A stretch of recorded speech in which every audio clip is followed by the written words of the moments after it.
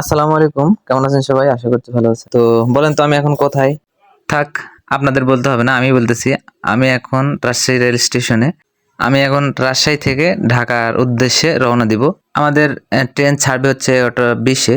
তো আমি অনেকক্ষণ ধরে ওয়েট করছি যে এর মধ্যে আমাদের ট্রেন চলে আসছে ঢাকা থেকে। তো আমরা এখন ট্রেনের ভেতরে উঠে যাব।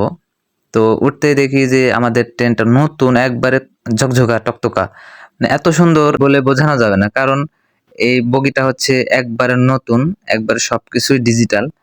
তো আমরা ঢাকায় চলে এসেছি।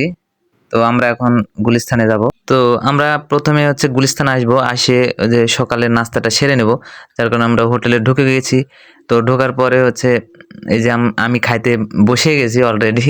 তো আমাকে হাসাচ্ছে ওরা, এটা ওটা বইলে আমাকে হাসানোর চেষ্টা করছে। তো আমাদের খাওয়া দাওয়া শেষ, আমরা মার্কেটে ঢুকে গেছি। তো আপনাদের বলাই হয়নি আমি কি জন্য আমি ঢাকাতে আসছি। তো আমি আসছি মূলত আমার ব্যবসার কাজে। আমি গার্মেন্টসের দোকান করি, যার কারণে আমার মাল নিতে ঢাকাতে আসতে হয়।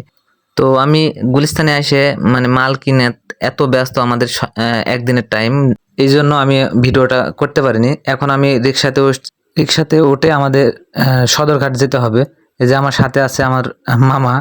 তো মামাকে সাথে করে নিয়ে আমি সদরঘাট আসছি।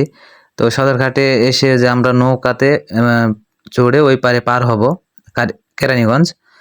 তো এই নৌকাতে উঠতে আমার এত ভয় করে, কারণ চারিদিকে লঞ্চ এবং হচ্ছে উম, বড় বড় ট্রলার গুলো আসে।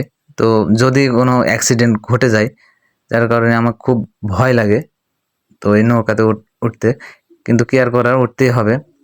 তো আমরা এই যে চলে আসছি মানে দোকানে। তো আমরা কেনাকাটা শেষ করে আমরা এক জায়গায় একটা দোকানে আমরা মাল রাখি। মাল রাখার পরে ওখান থেকে আমরা বস্তা প্যাকেট করি, ঝাল বলা হয় এখানে। তো সবার মিলে যে মালগুলো এক জায়গায় ঝাল করে আমরা তারপরে হচ্ছে ট্রান্সপোর্টে পাঠাই। তো আমাদের সবকিছু কেনাকাটা শেষ। তো এখন এই যে কুলি আসছে, ও বস্তা প্যাকেট করবে, মানে ঝাল করবে। ঝাল করার পরে আমরা চালান করে দিয়ে আমরা চলে আসবো এখান থেকে। তো আজকের মতো এই পর্যন্তই। সবাই সুস্থ থাকবেন, ভালো থাকবেন, আর আমাদের জন্য অনেক অনেক দোয়া করবেন। আর ভিডিওটা লাইক, কমেন্ট, শেয়ার করে আমাদের পাশে থাকবেন।